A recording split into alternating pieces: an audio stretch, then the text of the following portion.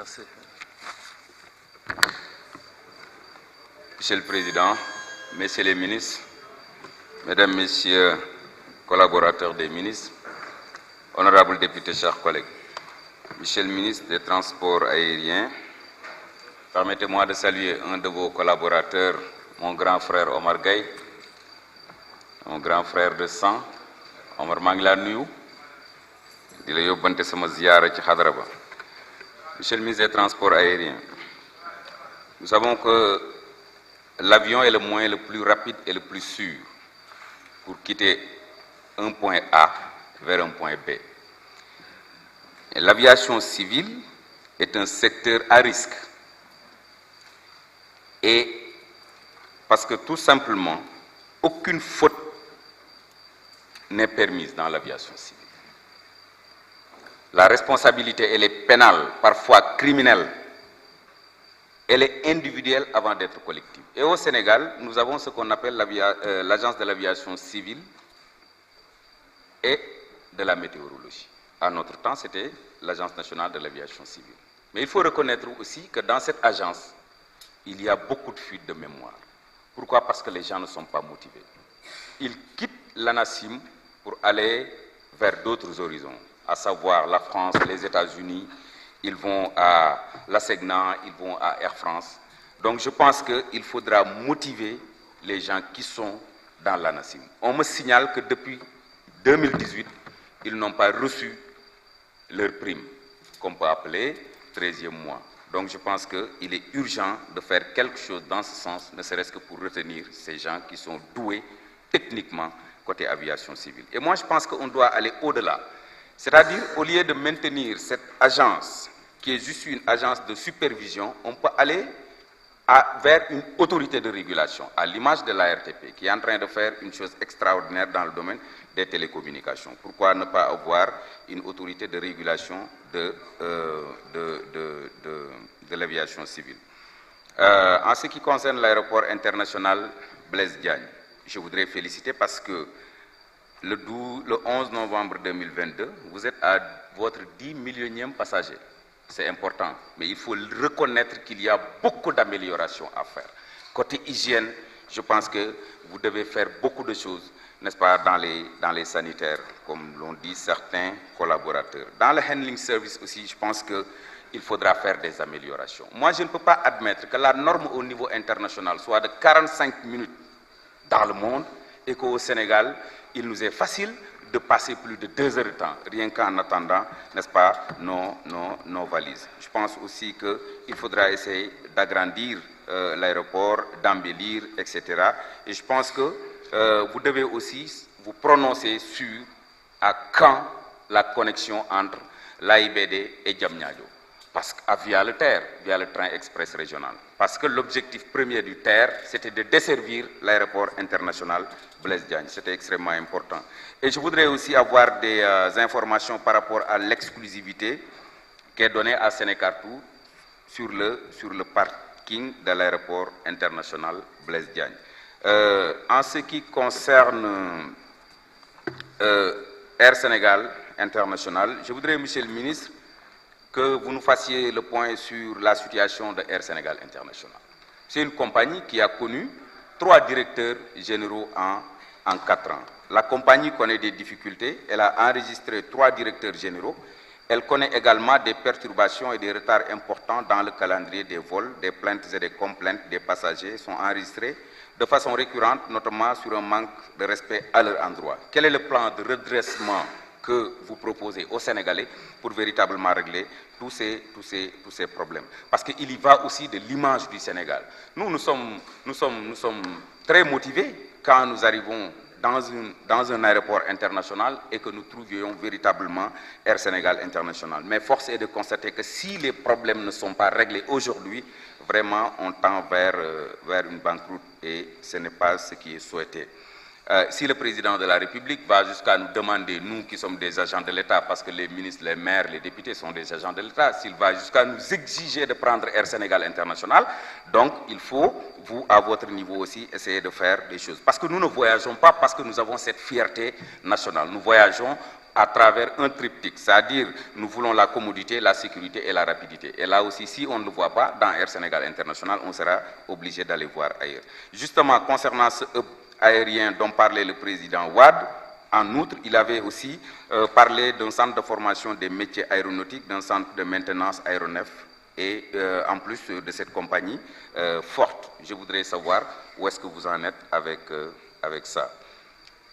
Alors, maintenant, je pense que je vais me limiter par rapport à ça pour ces questions et rappeler au président ce que j'avais dit hier par rapport à nos deux collègues qui sont cherchés aujourd'hui chez Dekvi.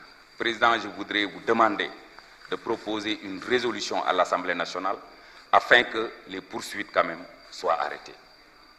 Ce sont nos collègues députés qui sont aujourd'hui traqués et je pense que lolu honoré wul kenn te yow mi aussi honoré wul parce que nous sommes dans un Sénégal bo xamanteni c'est un pays de dialogue et yeen ñi nga xamanteni yéen a yor cax bi waro leen xeex ak borom baatu neen ñun tay lépp lu ñuy def pour dëkk bi am dal yéen la war a gën a yitteel pour dëkk boobu gën a am dal te waxoon naa leen ko fi démb am na loo xamante ni nit kenn du ko xeebal ñettam kenn du ko xeebal bésam kenn du ko xeebal soxlaam kenn du ko xeebal sëriñam te ñetteel boobu moo ci ëpp solo parce que mbiru pas-pas lay laal am na dëkk yu bëri yu tàkk loolu moo ko taal et on n'a pas besoin que dëkk bii di tàkk parce que dañu jëm foo xamante ni bu ñu sañoon réew mi ànd ak dal donc jàpp naa ni li nga xamante ni tey moom la ñu bëgg a teg suñu xarit yi waruñu ko nangu parce que tey fii ku fi deele nit ñi ñoo lay jaale ji ku fi dugg kaso say mbokk ñooy ñëw di la seet si aussi te ñoom suñuy mbokk lañ donc jàpp naa ni poursuite yi war nañu xool nan lañ koy arrêter et puis ne pas suivre trop li ma leen doon wax démb ces esprits simples là nga xamante ne tey bu ne woon këtt ne jonn ñoo leen di njëkk a bàyyi l'autre disait qu'un esprit simple ne cherche pas loin parce qu'il puise dans le registre des souvenirs vécus ñi naan leen taal leen ëllëg ñoo leen di njëkk a abandonné. Je vous remercie. Merci, chers collègues. La parole est à notre collègue Seydou Diouf. Babacar Mbaye se prépare.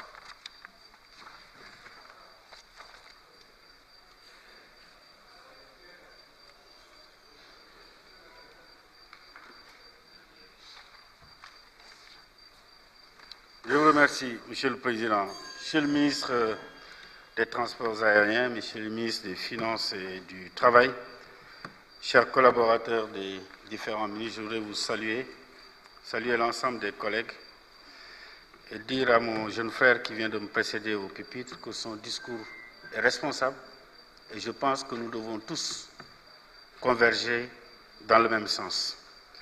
Monsieur le ministre, je voudrais vous dire toute ma fierté de vous compter parmi mes amis, pour vous avoir connu il y a de cela longtemps, avoir apprécié votre parcours, mais surtout votre engagement au service de la République. Vous avez été en plusieurs situations de responsabilité.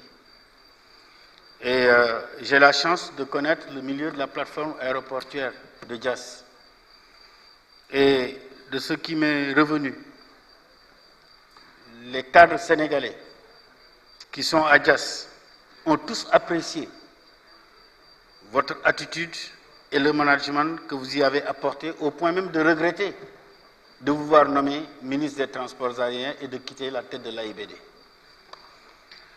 Mais je ne doute pas que votre successeur suivra cette trace, parce qu'un manager, c'est quelqu'un qui sait écouter, c'est quelqu'un qui sait quelquefois prendre des décisions fortes, surtout lorsqu'il s'est agi de la préservation de la souveraineté nationale sur la plateforme aéroportuaire de Diass. Et un des marqueurs, c'est la volonté et l'initiative que vous avez prise de tout faire pour que le Sénégal retrouve la plénitude de la responsabilité en matière d'assistance aéroportuaire. Je pense que cela est une donne extrêmement importante. Et je pense que si on veut faire de Diass une plateforme aéroportuaire, un hub, il nous faut réunir plusieurs conditions. Aujourd'hui, nous avons une compagnie. Je reviendrai sur ça. Mais il nous faut une politique d'assistance. Il nous faut un centre de maintenance. Il nous faut un centre de formation. Il nous faut gérer même la restauration au plan des avions. C'est tout ceci qui va concourir à faire de Diass une plateforme, y compris en pensant à l'habitat de ceux qui viennent travailler toujours à Diass. C'est le sens de cette ville aéroportuaire. Revenons maintenant sur Air Sénégal. Moi, je voudrais que nos compatriotes fassent preuve d'indulgence, quand bien même des retards peuvent perturber et même peuvent gêner fortement. Mais Air Sénégal, c'est une jeune compagnie. Une jeune compagnie avec une flotte en construction. La flotte d'Air Sénégal aujourd'hui, c'est 10 avions, voire 11. Un seul incident sur un avion peut perturber toute la planification de tous les vols. Ça peut arriver sur un aéroport qu'un engin vienne perturber, vienne heurter un avion. Mais après ça, on ne voit pas ça. Mais ça engendre une perturbation dans tout le système. Je pense qu'il nous faut être beaucoup plus compréhensifs et dire que moi, je voudrais saluer le directeur général et l'ensemble des directeurs qui sont là, qui vous accompagnent, parce que je sais que c'est des gens qui ne dorment pas. Ils ne dorment pas parce qu'ils sont conscients des responsabilités qui sont les leurs. Et dans des moments comme ça, il nous faut renforcer l'unité nationale. Nous voulons, nous, une compagnie. On nous regarde Air Sénégal à l'aune d'Air France, etc. Mais Air France, c'est 300 ans d'histoire. Air Sénégal, c'est moins de 15 ans. C'est 5 ans, Air Sénégal. On ne peut pas comparer la même chose. Mais pour autant, il nous faut aller vers des initiatives beaucoup plus fortes, Monsieur le ministre.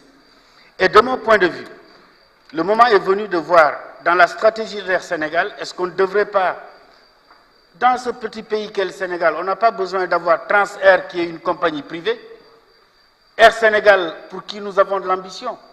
Je pense quand on regarde ce qui se passe dans les autres pays, vous allez en France, Air France a créé Transavia. Quand vous allez dans les autres compagnies, les autres grandes compagnies créent des filiales. Et aujourd'hui, je pense que Air Sénégal gagnerait à filialiser Transair, à l'acquérir, à en faire une filiale spécialisée dans la sous-région et la desserte de l'intérieur. D'autant que vous êtes en train de remettre de la démocratisation de l'accès au transport aérien dans notre pays à travers le projet de construction d'aéroports dans les différentes régions. Ça suppose qu'on ait une filiale de Air Sénégal qui puisse desservir ces petites destinations et faire Conakry, faire Banjul, faire le Cap-Vert, faire Freetown, etc. Je pense que ça, il faut inéluctablement aller vers ça.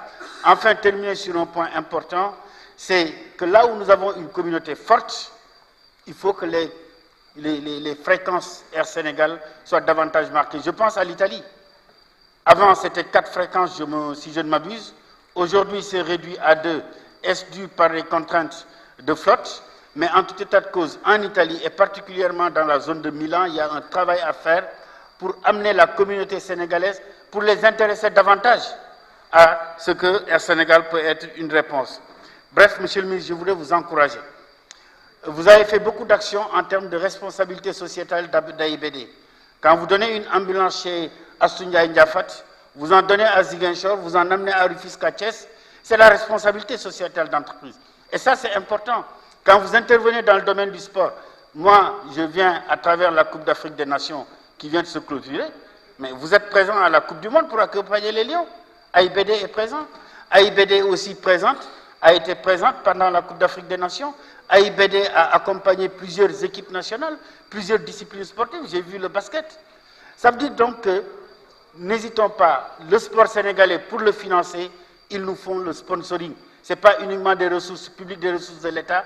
Il faut que des structures comme AIBD, comme le port, comme Sénélec, partout, ces structures-là, au nom de leur responsabilité sociétale, accompagnent la jeunesse à vivre leur passion sportive.